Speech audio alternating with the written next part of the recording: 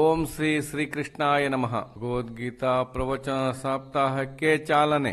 ಬೆಳ್ತಂಗಡಿ ತಾಲೂಕು ಸಾರ್ವಜನಿಕ ಶ್ರೀ ಗೌರಿ ಗಣೇಶೋತ್ಸವ ಸೇವಾ ಸಮಿತಿ ನೇತೃತ್ವದಲ್ಲಿ ಭಗವದ್ಗೀತಾ ಪ್ರವಚನ ಸಪ್ತಾಹ 17ರಿಂದ 23 ಮೇ 2025 ತನಕ ಸಂಜೆ ಗಂಟೆ 6ರಿಂದ 8 ಭಗವದ್ಗೀತಾ ಪ್ರವಚನ ಸಪ್ತಾಹಕ್ಕೆ ದೀಪ ಪ್ರಜ್ವಲನಗೊಳಿಸಿ ಶ್ರೀಮತಿ ಸೋನಿಯಾ ಯಶೋವರ್ಮಾ ಚಾಲನೆ.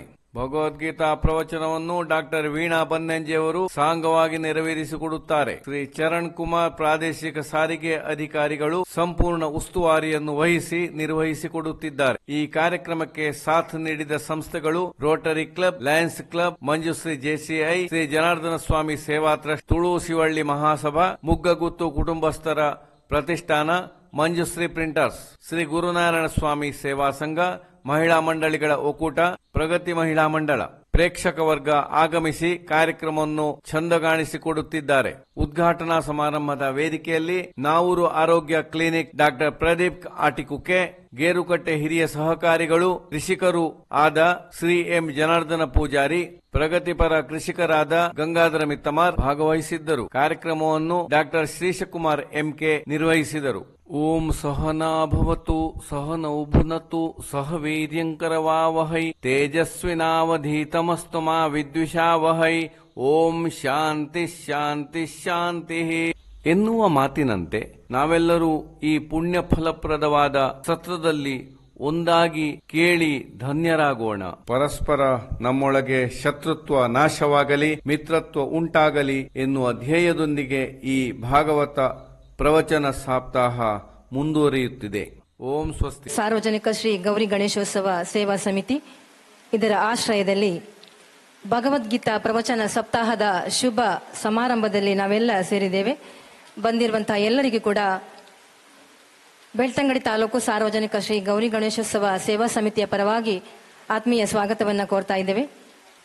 ನಮ್ಮ ಈ ಕಾರ್ಯಕ್ರಮದಲ್ಲಿ ಪ್ರವಚನಕಾರರಾಗಿ ಆಗಮಿಸಿರುವಂತಹ ಗೌರವಾನ್ವಿತರು ಶ್ರೀ ವೀಣಾ ಬನ್ನಂಜೆಯವರು, ಈ ಒಂದು ಕಾರ್ಯಕ್ರಮದಲ್ಲಿ ದೀಪ ಪ್ರಜ್ವಲನೆಯನ್ನು ಮಾಡುವಂತಹ ಶ್ರೀಮತಿ ಸೋನಿಯಾ ಯಶೋವರ್ಮಾ, ನಿನಾದ ಉಜಿರೆ, ಗೌರವ ಉಪಸ್ಥಿತಿಯಲ್ಲಿ ಡಾಕ್ಟರ್ ಪ್ರದೀಪ್ ಆಟಿಕುಕ್ಕೆ, ಆರೋಗ್ಯ ಕ್ಲಿನಿಕ್ ನಾವೂರು, ಶ್ರೀ ಎಂ ಜನಾರ್ದನ ಪೂಜಾರಿ, ಗೇರುಕಟ್ಟೆ, ಹಿರಿಯ ಕೃಷಿಕರು ಮತ್ತು ಸಹಕಾರಿಗಳು ಹಾಗೂ ಮಾಜಿ ಗ್ರಾಮ ಪಂಚಾಯತ್ ಅಧ್ಯಕ್ಷರು ಹಾಗೂ ಕಳಿಯ ಸೇವಾ ಸಹಕಾರಿ ಸಂಘದ ಮಾಜಿ ಅಧ್ಯಕ್ಷರಾಗಿರುವವರು, ಹಾಗೇನೆ ಸಾರ್ವಜನಿಕ ಶ್ರೀ ಗೌರಿ ಗಣೇಶೋತ್ಸವ ಸೇವಾ ಸಮಿತಿಯ ಉಪಾಧ್ಯಕ್ಷರಾಗಿರುವಂತಹ ಗೌರವಾನ್ವಿತ ಗಂಗಾಧರ ಮಿತ್ತಮಾರ್, ಗೌರವಾನ್ವಿತರೆಲ್ಲರೂ ಕೂಡ ವೇದಿಕೆಗೆ ಆಗಮಿಸಬೇಕು ಅಂತ ತಮ್ಮಲ್ಲಿ ವಿನಂತಿಯನ್ನ ಮಾಡ್ತಾ ಇದ್ದೇವೆ.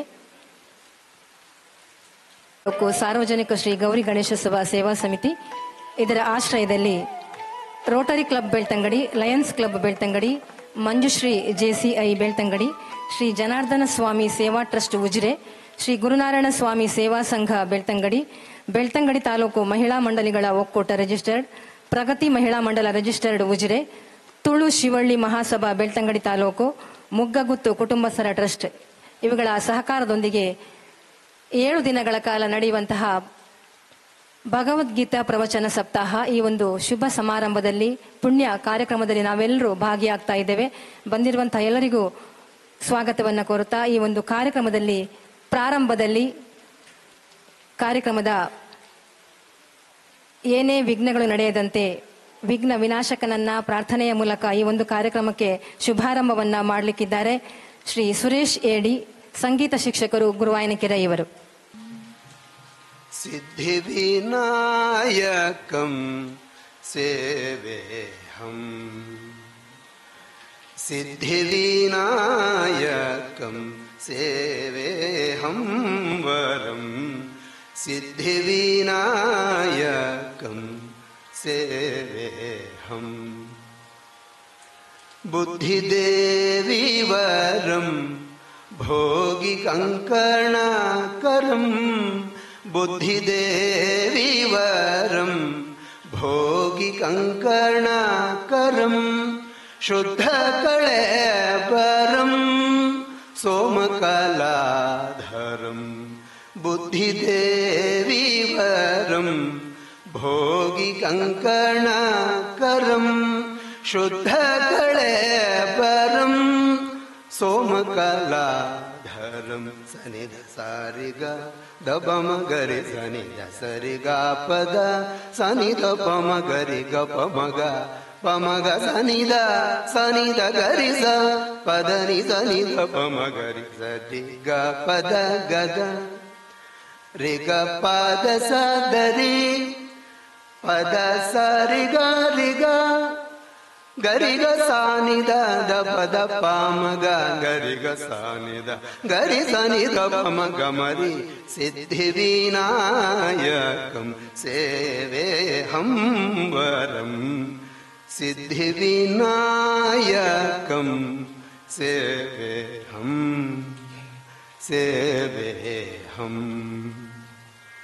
ಮಾಡಿ ಶ್ರೀ ಈ ಒಂದು ಕಾರ್ಯಕ್ರಮಕ್ಕೆ ಚಾಲನೆಯನ್ನು ಕೊಟ್ಟಂತಹ ಸುರೇಶ್ ಶೇಡಿ ಅವರಿಗೆ ವಂದನೆಗಳು. ಪ್ರವಚನವನ್ನು ನೀಡಲಿಕ್ಕಿರುವಂತಹ ವೀಣಾ ಬನ್ನಂಜಿಯವರು ಹಾಗೂ ಎಲ್ಲರನ್ನ ಪ್ರೀತಿಯಿಂದ ಈ ಕಾರ್ಯಕ್ರಮಕ್ಕೆ ಸ್ವಾಗತಿಸಲಿಕ್ಕಿದ್ದಾರೆ ಶ್ರೀಯುತ ಮೋಹನ್ ಶೆಟ್ಟಿಗಾರ್ ಅವರು, ಸಾರ್ವಜನಿಕ ಶ್ರೀ ಗೌರಿ ಗಣೇಶೋತ್ಸವ ಸೇವಾ ಸಮಿತಿ ಬೆಳ್ತಂಗಡಿ ಇವರು. ಶ್ರೀ ಸೋಮನಾಥ ಶ್ರದ್ಧೆಯವರನ್ನು ಜ್ಞಾಪಿಸುತ್ತಾ ಆಗಮಿಸಿದ ಎಲ್ಲ ಭಗವದ್ಭಕ್ತರೇ, ಬೆಳ್ತಂಗಡಿ ತಾಲೂಕು ಶ್ರೀ ಗಣೇಶೋತ್ಸವ ಸಮಿತಿಯ ಆಶ್ರಯದಲ್ಲಿ ನಡೆಯುವಂಥ ಈ ಒಂದು ಭಗವದ್ಗೀತೆ ಪ್ರವಚನ ಕಾರ್ಯಕ್ರಮದಲ್ಲಿ ನಾವೆಲ್ಲ ಉದ್ಘಾಟನಾ ಸಮಾರಂಭದಲ್ಲಿ ನಾವೆಲ್ಲ ಪಾಲ್ಗೊಳ್ತಾ ಇದ್ದೇವೆ. ಧರ್ಮೋ ರಕ್ಷಿತಿ ರಕ್ಷತಾ ಅಂತ ನಾವೊಂದು ವೇದವಾಕ್ಯವನ್ನು ಕೇಳ್ತಿದ್ದೇವೆ. ಧರ್ಮವನ್ನು ನಾವು ರಕ್ಷಿಸಬೇಕು, ಅದು ನಮ್ಮನ್ನು ರಕ್ಷಿಸ್ತದೆ ಅಂತ ಹೇಳಿ ಇದರ ಅರ್ಥ. ಆದರೆ ಇದರ ಪೂರ್ಣ ಅರ್ಥವನ್ನು ನಾವು ತಿಳ್ಕೊಳ್ಬೇಕಾದ್ರೆ ಭಗವದ್ಗೀತೆ ಅಂತ ಪ್ರವಚನ ಕಾರ್ಯ ನಾವು ಭಾಗವಹಿಸಿದಾಗ ಮಾತ್ರ ನಮಗೆ ಈ ಧರ್ಮದ ಬಗ್ಗೆ ಅರಿಲಿಕ್ಕೆ ಸಾಧ್ಯ ಆಗ್ತದೆ. ಇಂಥ ಒಂದು ಕಾರ್ಯಕ್ರಮದಲ್ಲಿ ನಾವು ಬೆಳ್ತಂಗಡಿ ತಾಲೂಕು ಗಣೇಶೋತ್ಸವ ಸಮಿತಿ ಆಶ್ರಯದಲ್ಲಿ ಈ ಒಂದು ಕಾರ್ಯಕ್ರಮವನ್ನು ಇವತ್ತು ಹಮ್ಮಿಕೊಂಡಿದ್ದೇವೆ.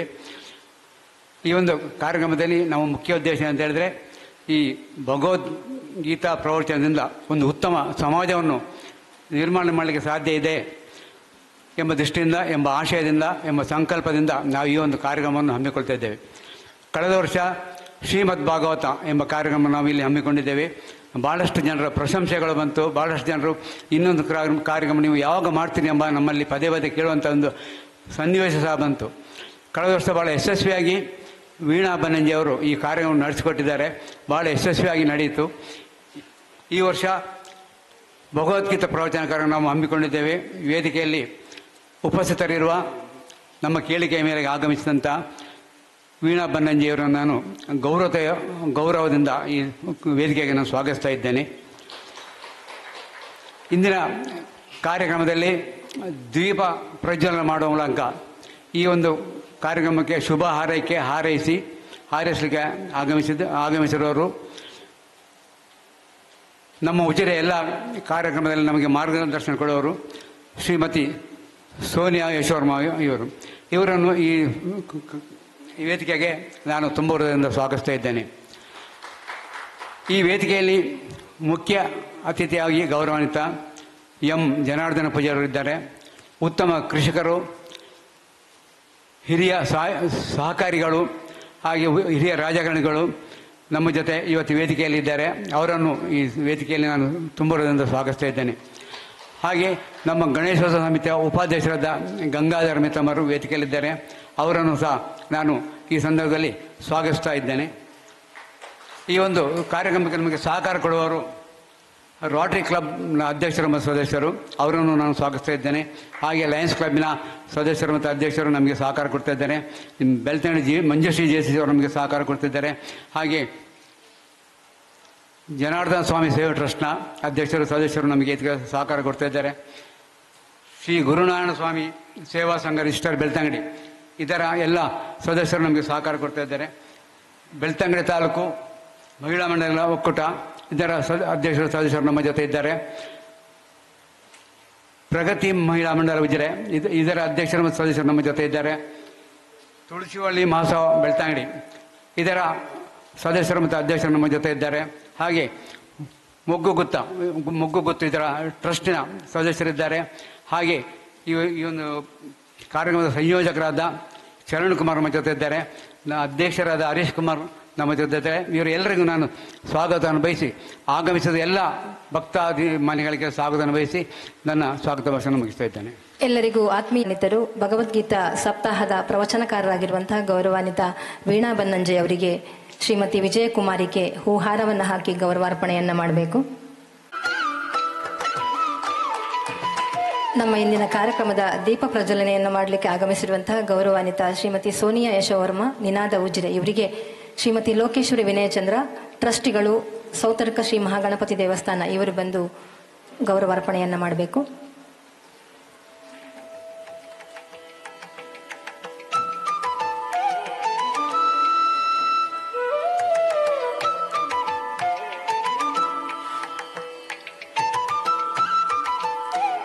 ನಮ್ಮ ಈ ಕಾರ್ಯಕ್ರಮದಲ್ಲಿ ಗೌರವ ಉಪಸ್ಥಿತಿಯಲ್ಲಿರುವಂತಹ ಗೌರವಾನ್ವಿತ ಶ್ರೀ ಎಂ ಜನಾರ್ದನ ಪೂಜಾರಿ ಗೇರುಕಟ್ಟೆ, 92 ವಯಸ್ಸಿನ ಈ ಒಂದು ವಯಸ್ಸಲ್ಲಿ ಕೂಡ ಎಷ್ಟು ಆಸಕ್ತಿಯಲ್ಲಿ ಬಹುಶಃ ಇಷ್ಟೊಂದು ಹಿರಿಯ ವ್ಯಕ್ತಿಗಳು ನಮ್ಮ ಜೊತೆ ಇದ್ದಾರೆ. ಹಿರಿಯ ಕೃಷಿಕರು ಆಗಿದ್ದಾರೆ. ನಮ್ಮ ಕಳಿಯ ಸೇವಾ ಸಹಕಾರಿ ಬ್ಯಾಂಕಿನ ಮಾಜಿ ಅಧ್ಯಕ್ಷರಾಗಿದ್ದುಕೊಂಡು, ಕಳಿಯ ಗ್ರಾಮ ಪಂಚಾಯತ್ನ ಮಾಜಿ ಅಧ್ಯಕ್ಷರಾಗಿದ್ದುಕೊಂಡು ಈ ಒಂದು ಕಾರ್ಯಕ್ರಮದಲ್ಲಿ ಗೌರವ ಉಪಸ್ಥಿತಿಯಲ್ಲಿರುವಂತಹ ಶ್ರೀ ಎಂ ಜನಾರ್ದನ ಪೂಜಾರಿ ಇವರಿಗೆ ತ್ರಿವಿಕ್ರಮ ಹೆಬ್ಬಾರೆ ಇವರು ಬಂದು ಗೌರವಾರ್ಪಣೆಯನ್ನು ಮಾಡಬೇಕು. ವೇದಿಕೆಯಲ್ಲಿರುವಂತಹ ಬೆಳ್ತಂಗಡಿ ತಾಲೂಕು ಸಾರ್ವಜನಿಕ ಶ್ರೀ ಗೌರಿ ಗಣೇಶೋತ್ಸವ ಸೇವಾ ಸಮಿತಿಯ ಉಪಾಧ್ಯಕ್ಷರಾಗಿರುವಂತಹ ಶ್ರೀ ಗಂಗಾಧರ ಮಿತ್ತಮಾರ್ ಇವರಿಗೆ ರಮಾನಂದ ಸಾಲಿಯಾನ್ ಇವರು ಬಂದು ಗೌರವಾರ್ಪಣೆಯನ್ನು ಮಾಡಬೇಕು.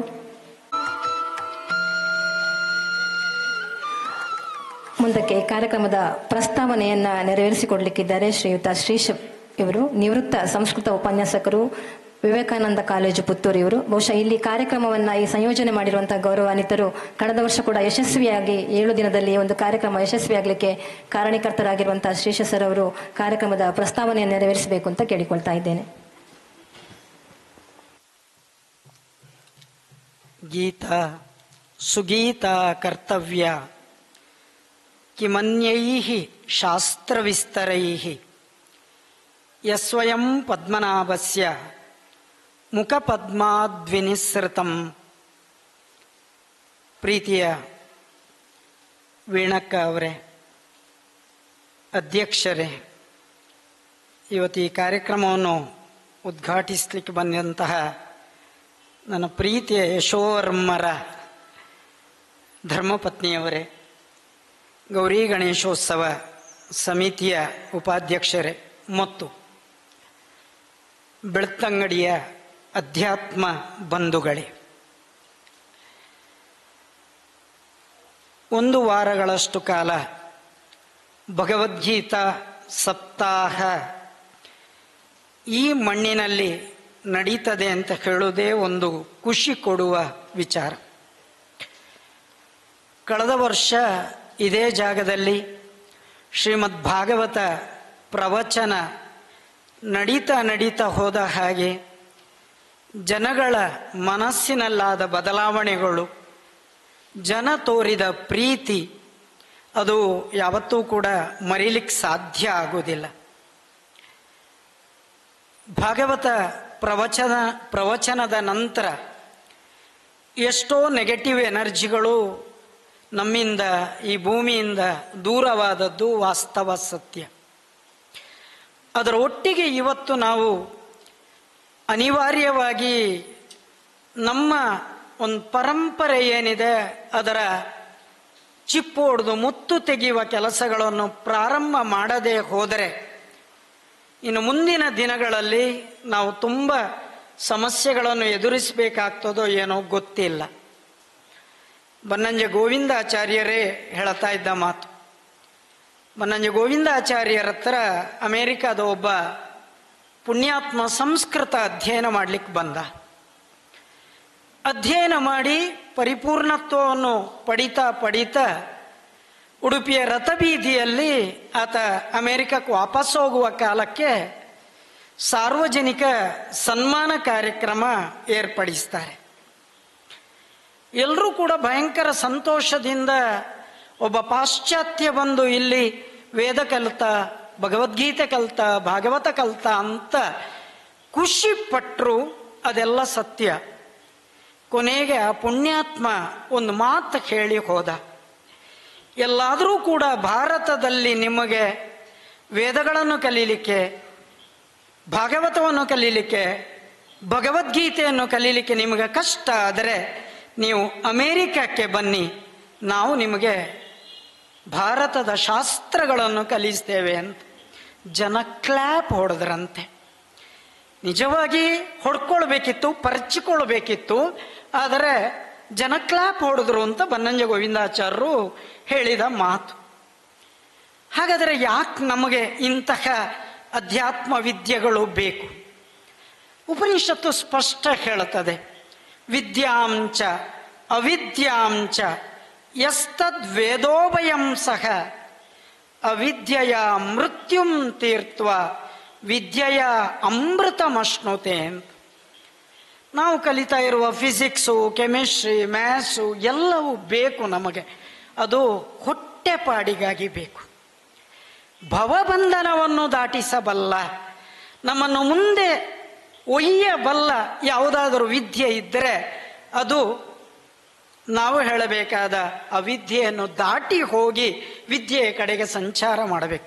ಹಾಗಾಗಿ ಇದಂ ಗುಹ್ಯತಮಂ ಶಾಸ್ತ್ರಂ. ಭಗವದ್ಗೀತೆ ಅದು ಅದಾಗಿ ತೆರೆದುಕೊಳ್ಳುವುದಲ್ಲ, ನಾವು ತೆರೆಯುವುದಕ್ಕೆ ಪ್ರಯತ್ನಗಳನ್ನು ಮಾಡ್ತಾ ಮಾಡ್ತಾ ಹೋಗಬೇಕಾಗ್ತದೆ. ಆಗ ಅದು ತೆರೆದುಕೊಳ್ಳುತ್ತದೆ. ಚಿಪ್ಪು ಹೊಡೆದ್ರೆ ಮುತ್ತು ಸಿಗ್ತದೆ ಅಂತ ಪ್ರತಿ ಸಲವೂ ನಾವು ಹೇಳ್ತಾ ಬಂದದ್ದು. ಈ ದೃಷ್ಟಿಯಿಂದ ಭಗವದ್ಗೀತೆಯ ಒಂದು ಶ್ರೋತವ್ಯ, ನಾವು ಕೇಳುವ ಸ್ಥಿತಿ ಮತ್ತು ಮಂಥವ್ಯ, ಮನನ ಮಾಡುವ ಸ್ಥಿತಿ ಮತ್ತು ಭಗವದ್ಗೀತೆಯನ್ನು ನಮ್ಮದನ್ನಾಗಿ ಮಾಡಿಕೊಳ್ಳಬೇಕಾದ ಅನಿವಾರ್ಯತೆ ಇರುವ ಈ ದಿನದಲ್ಲಿ ನಾವು ಭಗವದ್ಗೀತೆ ಅಲ್ಲದೆ ಬೇರೆ ಯಾವುದಕ್ಕೆ ಶರಣು ಹೋಗಬೇಕು? ಮೊನ್ನೆ ಯುದ್ಧದ ಭಯಂಕರವಾದಂತಹ ಅಲ್ಲೋಲ ಕಲ್ಲೋಲಗಳಾಗುವಾಗ ವೀಣಾ ಬನ್ನಂಜಿಯವರು ನಮಗೊಂದು ಮೆಸೇಜ್ ಹಾಕ್ತಾರೆ, ಶ್ರೀಶ ಚರಣರಿಗೂ ಮೆಸೇಜ್ ಹಾಕ್ತಾರೆ, ಶ್ರೀಶ ಇಷ್ಟೆಲ್ಲ ಗೊಂದಲಗಳಿರುವಾಗ ರೋಮ್ ವಾಸ್ ಬರ್ನಿಂಗ್ ಅಂತ ಪದ ಬಳಕೆ ಮಾಡಿ ಇಡೀ ರೋಮ್ ಉರಿತಾ ಇದೆ, ಇವರು ಫಿಡ್ಲಿಂಗ್ ಮಾಡಿದರೆ ಆಗ್ತದ ಬೇಕಾ ಅಂತ. ನಾವು ಅವ್ರಿಗೆ ಹೇಳಿದ ಒಂದೇ ಉತ್ತರ, ನಮಗೆ ಭಗವದ್ಗೀತೆ ಮಾತ್ರ ಶಾಂತಿದಾಯಕ ಹೊರತು ನಮ್ಮಲ್ಲಿರುವ ಯಾವುದೇ ಬಾಂಬುಗಳು ಅಲ್ಲ ಅಂತ. ಈ ಎಲ್ಲವನ್ನೂ ನಿವಾರಿಸಬಲ್ಲ ಶಕ್ತಿ ಭಗವದ್ಗೀತೆಗೆ ಇರುವುದರಿಂದ ನಾನಾಗ ಮೊದಲೇ ಹೇಳಿದೆ, ಉಳಿದೆಲ್ಲ ಪದ್ಯಗಳು ಏನಿದ್ದಾವೆ ಅವುಗಳು ಯಾವುದೂ ಕೂಡ ನಮಗೆ ದೇವರು ಕೊಟ್ಟದ್ದಲ್ಲ. ಆಲೋಚನೆ ಮಾಡ್ತಾ ಹೋಗಿ. ವೇದಗಳು ಋಷಿ ಪ್ರಣೀತವಾದ ಆಲೋಚನೆ, ವೇದೋದ್ಧಾರ ಮಾಡಿದ್ದಾನೆ ಭಗವಂತ. ಆದರೆ ಅದು ಗೃತ್ಸಮದ, ವಿಶ್ವಾಮಿತ್ರ, ವಾಮದೇವ, ಅತ್ರಿ, ಭರದ್ವಾಜ ಹೀಗೆ ಮುಂದುವರಿತಾ ಹೋಗ್ತದೆ. ಆದರೆ ನೇರವಾಗಿ ಭಗವಂತನ ಬಾಯಿಯಿಂದ ಬಂದ ನುಡಿಗಳಿದ್ರೆ ಅದು ಭಗವದ್ಗೀತೆ ಮಾತ್ರ. ಆದ್ದರಿಂದ ನಾವು ಅದನ್ನು ಓದದೆ, ಬೇರೆ ಅದನ್ನು ತಿಳಿಯದೆ ಬೇರೆ ಯಾವುದನ್ನು ಕೇಳಬೇಕು? ಹಾಗಾಗಿ ಇಡೀ ಭಗವದ್ಗೀತೆ ಪ್ರಾರಂಭ ಆಗುವುದು ಧರ್ಮ ಅನ್ನುವಂಥ ಪದದಿಂದ. ದಯವಿಟ್ಟು ತಪ್ಪು ತಿಳ್ಕೊಳ್ಬೇಡಿ. ಧರ್ಮ ಅಂದರೆ ಇವತ್ತು ನಾವು ಬಳಕೆ ಮಾಡ್ತಾ ಇರುವ ಶಬ್ದ ಅಲ್ಲವೇ ಅಲ್ಲ. ಧರ್ಮ ಅಂದರೆ ಬದುಕಿನ ರೀತಿ, ಬದುಕಿನ ವಿಧಾನ. ಧಾರಣಾ ಧರ್ಮ. ನಾನೊಬ್ಬ ಉಪನ್ಯಾಸಕ, ಅಧ್ಯಯನ ಮಾಡುವುದು ಮತ್ತು ಅಧ್ಯಾಪನ ಮಾಡುವುದು ನನ್ನ ಧರ್ಮ. ಒಬ್ಬ ಚಾಲಕ ಅದು ರೋಡ್ ತೋಡಿದ್ರೆ ರೋಡಲ್ಲಿ ಮಾತ್ರ ಚಾಲನೆ ಮಾಡೋದು ಅದು ಅವನ ಧರ್ಮ. ಆ ಧರ್ಮದ ಕಡೆಗೆ ನಮ್ಮ ಸಂಚಾರಗಳು ಆಗಬೇಕಾಗಿದೆ. ಮತ್ತು ಇಡೀ ಭಗವದ್ಗೀತೆ ಕೊನೆಗೊಳ್ಳುವುದು ಜಯ. ಯಥೋ ಧರ್ಮ ತಥೋ ಜಯ. ನಾವು ತಿಳ್ಕೊಳ್ಬೇಕಾದಷ್ಟೇ. ಧರ್ಮಕ್ಕೆ ಜಯ ಅಂತ ಹೇಳುವ ಅರ್ಥಕ್ಕೆ ಇಡೀ ಭಗವದ್ಗೀತೆ ವ್ಯಾಖ್ಯಾನಗಳನ್ನು ಮಾಡ್ತಾ ಹೋಗ್ತದೆ. ಹಾಗಾಗಿ ಭಗವದ್ಗೀತೆ ನಮಗೆ ಅನಿವಾರ್ಯ ಆಗ್ತದೆ. ಇಡೀ ಮಹಾಭಾರತದಲ್ಲಿರುವ ಪರ್ವಗಳು 18. ಮಹಾಭಾರತ ಯುದ್ಧ ನಡೆದದ್ದು 18 ದಿನ. ಮಹಾಭಾರತದಲ್ಲಿ 18 ಅಕ್ಷೋಹಿಣಿ ಸೈನ್ಯಗಳು ನಾಶ ಆಗ್ತದೆ. ಇಡೀ ಮಹಾಭಾರತದ ಕ್ರೀಮ್ ಏನಿದೆ, ಸಾರ ಸರ್ವಸ್ವ ಏನಿದೆ, ಅದು ಭಗವದ್ಗೀತೆ. ಅದರಲ್ಲಿರುವುದು 18 ಅಧ್ಯಾಯ. ಭಗವದ್ಗೀತೆಯ ಇಡೀ ಪರಿಕಲ್ಪನೆಯಲ್ಲಿ ಮಹಾಭಾರತಕ್ಕೆ ಜಯ ಅಂತ ಮೊದಲ ಹೆಸರು. ಕಟಪಯಾದಿ ಸೂತ್ರಗಳನ್ನು ಹೇಳಿದರೆ ಜಯ ಅಂದರೆ 18, ಕಾಕ ಗಗಂಗ ಚ ಚ ಜ ಜ ಅಂದರೆ 8. ವರ್ಗೀಯ ವ್ಯಂಜನದಲ್ಲಿ. ಅವರ್ಗೀಯ ವ್ಯಂಜನದಲ್ಲಿ ಯಾರ ಲಾಭ ಅಂತ ಹೇಳಿದರೆ ಯಾ ಅಂದರೆ ಒಂದು, ಸಂಸ್ಕೃತದಲ್ಲಿ ಯಾವತ್ತೂ ಕೂಡ ಸಣ್ಣ ಸಂಖ್ಯೆಯನ್ನು ಮೊದಲು ಹೇಳಿ ಅನಂತರ ದೊಡ್ಡ ಸಂಖ್ಯೆ ಹೇಳುವುದರಿಂದ ಮತ್ತೆ ಕಟಪಯಾದಿ ಸೂತ್ರದಲ್ಲಿ 18. ಹಾಗಾಗಿ 18ಕ್ಕೆ ಜಯ ಇದೆ. ಆ 18ನ್ನು 7 ದಿನಗಳಲ್ಲಿ ನಮ್ಮೆದುರು ನಮಗೆ ಪ್ರಚೋದನೆ ಕೊಡುವ ಕ್ಲೈಬ್ಯಂ ಮಾಸ್ಮಗಮ ಪಾರ್ಥ, ಷಂಡತನ ಬೇಡ ಅಂತ ಪ್ರತಿ ಸಲವೂ ಅರ್ಜುನನಿಗೆ ಹೇಳಿದ ಆಲೋಚನೆಗಳಲ್ಲಿ ನಮ್ಮ ಔದಾಸೀನ್ಯಗಳು ಬೇಡ, ಇನ್ನಾದರೂ ಎದ್ದು ನಿಲ್ಲು, ತ್ಯಕ್ತೋತ್ತಿಷ್ಟ ಪರಂತಪ ಅಂತ ಹೇಳಿದ ಕೃಷ್ಣನ ಮಾತು ನಾವು ಕೇಳದೆ ಹೋದರೆ ಮತ್ತಾರ ಮಾತು ಕೇಳಬೇಕು? ಭಾರತದಲ್ಲಿ ಹುಟ್ಟಿದ ಸುಖಕ್ಕೆ ತಪ್ಪು ಅಂತ ಮತ್ತೆ ವಾದ ಮಾಡುವ ಸುಖಕ್ಕೆ ನಾವು ಇದಲ್ಲದೆ ಬೇರೆ ಯಾವುದು ಸಾಧ್ಯ? ಇವತ್ತು ನಮಗೆ ಅದನ್ನು ಒದಗಿಸಬಲ್ಲವರು ವೀಣಾ ಬನ್ನಂಜೆ. ಕಳೆದ ವರ್ಷ ಇವರ ಏನು ಮಾತುಗಳಿದ್ದಾವೆ ಅದನ್ನೆಲ್ಲ ನಾವು ಕಿವಿಯಾಗಿ ಮನಸ್ಸಾಗಿ ಎಲ್ಲವನ್ನೂ ಸ್ವೀಕಾರ ಮಾಡಿದವರು. ಇವತ್ತು ಮತ್ತೆ ವೀಣಾ ಬನ್ನಂಜೆ ಬೆಳ್ತಂಗಡಿಗೆ ಬರ್ತಾ ಇದ್ದಾರೆ ಅಂದರೆ ಇದು ಪುಣ್ಯ, ಇದು ಭಾಗ್ಯ, ಇದು ಬೆಳ್ತಂಗಡಿಯ ಭಾಗ್ಯ ಅಂತ ನಾವು ಅದನ್ನು ಸುಖ ಪಡಬೇಕು. ಇನ್ನು ಮುಂದೆಯೂ ಅವರು ಬರಬೇಕು ಅಂತ ಹೇಳುವ ಒಂದು ದೀರ್ಘಾಲೋಚನೆ ನಮ್ಮೊಳಗೆ ಬೇಕು. ಇದೊಂದು ಪಂಡಿತ ಪರಂಪರೆ. ಪಂಡಿತ ಪಡಮನ್ನೂರು ನಾರಾಯಣಾಚಾರ್ಯರ ಪುಳ್ಳಿ, ಬನ್ನಂಜೆ ಗೋವಿಂದಾಚಾರ್ಯರ ಪುತ್ರಿ ವೀಣಾ ಬನ್ನಂಜೆ. ಅವರು ಕನ್ನಡ ಪಾಂಡಿತ್ಯದ ಆಲೋಚನೆಗಳಲ್ಲಿ ಕನ್ನಡ MA ಮಾಡ್ತಾರೆ, PhD ಮಾಡ್ತಾರೆ. ತಪ್ಪಿಯೂ ಕೂಡ ಡಾಕ್ಟರ್ ವೀಣಾ ಬನ್ನಂಜೆ ಅಂತ ಹೇಳಿದರೆ ಗುರ್ರ ಹೇಳ್ತಾರೆ. ಯಾಕೆ ಅಂತ ಕೇಳಿದರೆ ಎಲ್ಲವೂ ಕೂಡ ಅದೊಂದು ಸರ್ಟಿಫಿಕೇಟ್ ಆಗಿ ಇರ್ತದೆ ಹೊರತು ಅನುಭವದ ಸಾರದ ಒಳಗೆ ಅದು ಯಾವುದೂ ಲೆಕ್ಕಕ್ಕೆ ಬರುವುದಿಲ್ಲ. ಹಾಗಾಗಿ ವೀಣಾ ಬನ್ನಂಜೆ ವೀಣಕ್ಕ ಅಂತ ಹೇಳುವುದೇ ಅತ್ಯಂತ ದೊಡ್ಡ ಪದವಿ ಅಂತ ನಾವು ತಿಳ್ಕೊಂಡಿದ್ದೇವೆ. ವೀಣಾ ಬನ್ನಂಜೆಯವರ ಇಡೀ ಅಧ್ಯಾತ್ಮದ ಬದುಕಲ್ಲಿ ನಾವು ಉಲ್ಲೇಖ ಮಾಡಬೇಕಾದ್ದು ಅವರ ಪ್ರೀತಿಯ ಗುರು ಸತ್ಯಕಾಮರು.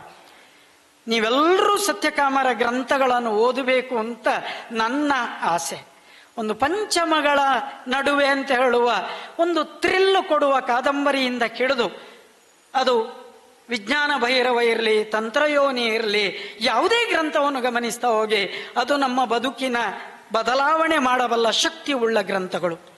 ಸತ್ಯಕಾಮರೊಟ್ಟಿಗೆ ಹಿಮಾಲಯದಲ್ಲಿ ಅಲ್ಲಲ್ಲಿ ಕಂಡಲ್ಲೆಲ್ಲ ತಿರುಗಿ ಸತ್ಯಕಾಮರ ಪಾತ್ರೆಯ ಒಳಗೆ ಏನೆಲ್ಲ ಅದ್ಭುತವಾದಿದೆ, ರತ್ನಗಳಿದ್ದಾವೆ, ಅದನ್ನೆಲ್ಲ ಪಡೆಯುವ ಪ್ರಯತ್ನ ಮಾಡಿದ ವೀಣಾ ಬನ್ನಂಜೆ ಇವತ್ತು ನಮ್ಮೊಟ್ಟಿಗೆ ಇದ್ದಾರೆ ಅನ್ನುವಂಥದ್ದೇ ನಮಗೆ ಸುಖ. ಆ ಸುಖ ನಮಗೆ ಶಾಶ್ವತವಾಗಿ ಸಿಗಲಿ ಅಂತ ಕೇಳ್ತಾ, ಈ ಪರಂಪರೆ ನಾವಿರ್ತೇವೋ, ಚರಣಿ ಇರ್ತೇವೋ, ಗಣೇಶೋತ್ಸವ ಇರ್ತದೋ ಅದೆಲ್ಲ ಸೆಕೆಂಡ್ರಿ. ಬೆಳ್ತಂಗಡಿಯ ಜನ ಇರ್ತಾರೆ, ನಮ್ಮ ಮುಂದಿನ ಜನರೇಷನ್ ಇದೆ, ಅದು ಇದನ್ನು ಮುಂದುವರಿಸ್ತಾ ಹೋದರೆ ರಿಲೇ ಓಟದಲ್ಲಿ ಎಲ್ಲರ ಕೈಗೂ ಈ ಕೋಲು ಸಿಗ್ತಾ ಹೋದರೆ ಅದು ನಿಜವಾದ ಸುಖ. ಅದು ಬೆಳ್ತಂಗಡಿ ಜನತೆಗೆ 1ನೇ ತಾರೀಕಿನ ಜೂನ್ 1ರಿಂದ ಪುತ್ತೂರಲ್ಲಿ ಭಾಗವತ ಪ್ರವಚನ ಮತ್ತೆ ಮಾಡ್ತಾರೆ ವೀಣಾ ಬನ್ನಂಜೆ. ಯಾರಿಗೆಲ್ಲ ತೃಷ್ಣೆ ಇದೆ, ಯಾರಿಗೆಲ್ಲ ಬಾಯಾರಿಕೆ ಇದೆ, ಹಸಿವಿದೆ, ನೀವು ಅಲ್ಲಿಗೂ ಬನ್ನಿ ಅಂತ ನನ್ನ ವೈಯಕ್ತಿಕ ಸ್ವಾರ್ಥವನ್ನು ಹೇಳುತ್ತಾ, ಪ್ರೀತಿಯ ಎಲ್ಲರನ್ನು ಬೆಳ್ತಂಗಡಿಯ ಅಭಿಮಾನಿಗಳು ಯಾರಿದ್ದೀರಿ ನಿಮ್ಮೆಲ್ಲರನ್ನೂ ಮತ್ತೊಮ್ಮೆ ಗೌರವದಿಂದ ಅಭಿನಂದಿಸ್ತಾ, ಆ ಚಂದ್ರಾರ್ಕ ಪರ್ಯಂತ ಈ ಪರಂಪರೆ ಮುಂದುವರಿಲಿ, ಗೀತೆ ನಮ್ಮ ರಕ್ತದ ಒಳಗೆ ನಿರಂತರವಾಗಿ ಹರಿಲಿ ಅಂತ ಆಶಿಸ್ತೇನೆ. ನಮಸ್ಕಾರ. ಭಗವದ್ಗೀತೆ ಅತ್ಯಂತ ದೊಡ್ಡ ಪದವಿ ಅಂತ ನಾವು ತಿಳ್ಕೊಂಡಿದ್ದೇವೆ. ವೀಣಾ ಬನ್ನಂಜೆಯವರ ಇಡೀ ಅಧ್ಯಾತ್ಮದ ಬದುಕಲ್ಲಿ ನಾವು ಉಲ್ಲೇಖ ಮಾಡಬೇಕಾದ್ದು ಅವರ ಪ್ರೀತಿಯ ಗುರು ಸತ್ಯಕಾಮರು. ನೀವೆಲ್ಲರೂ ಸತ್ಯಕಾಮರ ಗ್ರಂಥಗಳನ್ನು ಓದಬೇಕು ಅಂತ ನನ್ನ ಆಸೆ. ಒಂದು ಪಂಚಮಗಳ ನಡುವೆ ಅಂತ ಹೇಳುವ ಒಂದು ಥ್ರಿಲ್ ಕೊಡುವ ಕಾದಂಬರಿಯಿಂದ ಹಿಡಿದು ಅದು ವಿಜ್ಞಾನ ಭೈರವ ಇರಲಿ, ತಂತ್ರಯೋನಿ ಇರಲಿ, ಯಾವುದೇ ಗ್ರಂಥವನ್ನು ಗಮನಿಸ್ತಾ ಹೋಗಿ ಅದು ನಮ್ಮ ಬದುಕಿನ ಬದಲಾವಣೆ ಮಾಡಬಲ್ಲ ಶಕ್ತಿ ಉಳ್ಳ ಗ್ರಂಥಗಳು.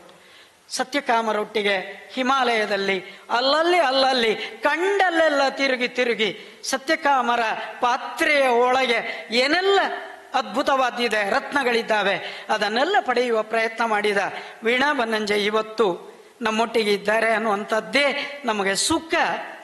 ಆ ಆ ಸುಖ ನಮಗೆ ಶಾಶ್ವತವಾಗಿ ಸಿಗಲಿ ಅಂತ ಕೇಳ್ತಾ, ಈ ಪರಂಪರೆ ನಾವಿರ್ತೇವೋ, ಚರಣಿ ಇರ್ತೇವೋ, ಗಣೇಶೋತ್ಸವ ಇರ್ತದೋ ಅದೆಲ್ಲ ಸೆಕೆಂಡ್ರಿ.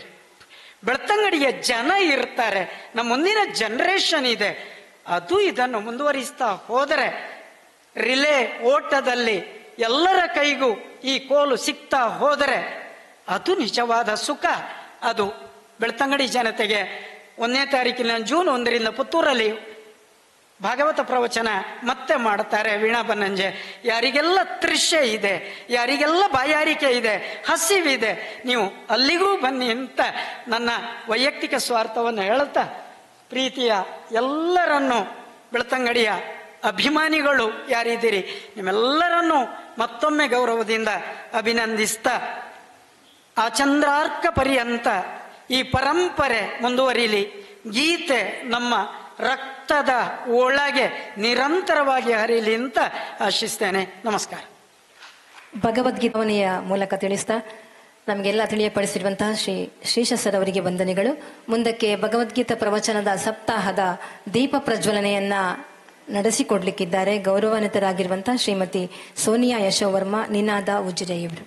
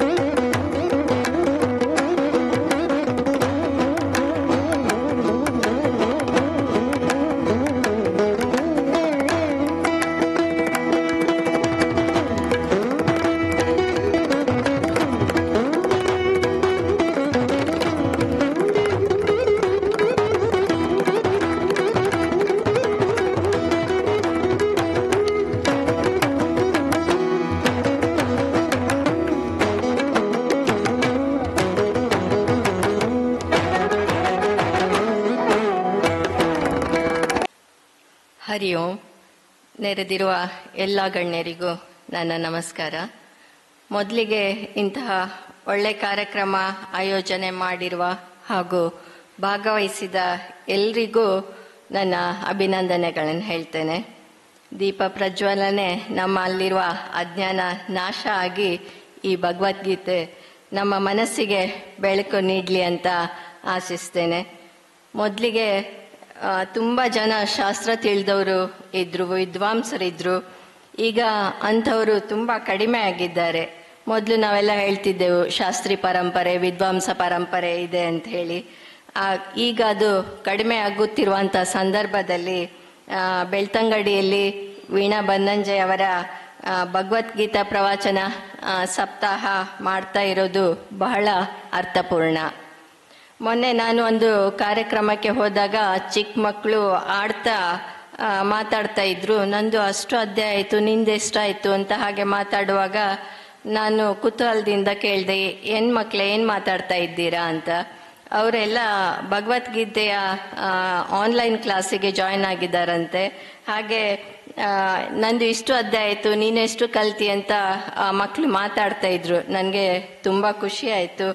ಯಾವಾಗಲೂ ನಾವು ಮೊಬೈಲಿಂದ ಎಲ್ಲ ಹಾಳಾಯಿತು ಅಂತ ಹೇಳ್ತಾ ಇರುವಾಗ ಇಂಥ ಪ್ರಯೋಜನ ಕೂಡ ಇದೆ. ಆದರೆ ಅದನ್ನು ಯಾವ ರೀತಿ ಉಪಯೋಗ ಮಾಡಬೇಕು ಅನ್ನುವ ತಿಳುವಳಿಕೆ ಮಾತ್ರ ನಮ್ದಾಗಿರ್ಬೇಕು. ಈಗ ಮಕ್ಕಳೊಟ್ಟಿಗೆ ತಾಯಂದ್ರು ಕೂಡ ಆನ್ಲೈನ್ ಕ್ಲಾಸ್ ಜಾಯಿನ್ ಆಗ್ತಾ ಇದ್ದಾರಂತೆ. ಅದೇ ಒಂದು ಕಡೆ ಕ್ಲಾಸ್ ಆಗ್ತಾ ಇದೆ, ಬನ್ನಿ ಅಂದರೆ ಹೋಗಿ ಬರೋದು ಕಷ್ಟ ಆಗ್ತದೆ ಅಂತ ಹೇಳ್ತಾರೆ. ಮಕ್ಕಳಿಗೆ ಅಷ್ಟು ಟೈಮ್ ಇಲ್ಲ ಹೇಳ್ತಾರೆ. ಇದು ಆನ್ಲೈನಲ್ಲಿ ಆಗ್ತದೆ. ಹಾಗಾಗಿ ಕೂಡಲೇ ಆ ಟೈಮಿಗೆ ಮಕ್ಕಳು ಜಾಯಿನ್ ಆಗ್ತಾರಂತೆ. ಅವರಿಗೆ ಮೊದಲಿಗೆ ಓದಲಿಕ್ಕೆ ಮಾತ್ರ ಹೇಳಿಕೊಡ್ತಾ ಇದ್ದಾರೆ ಅದರಲ್ಲಿ.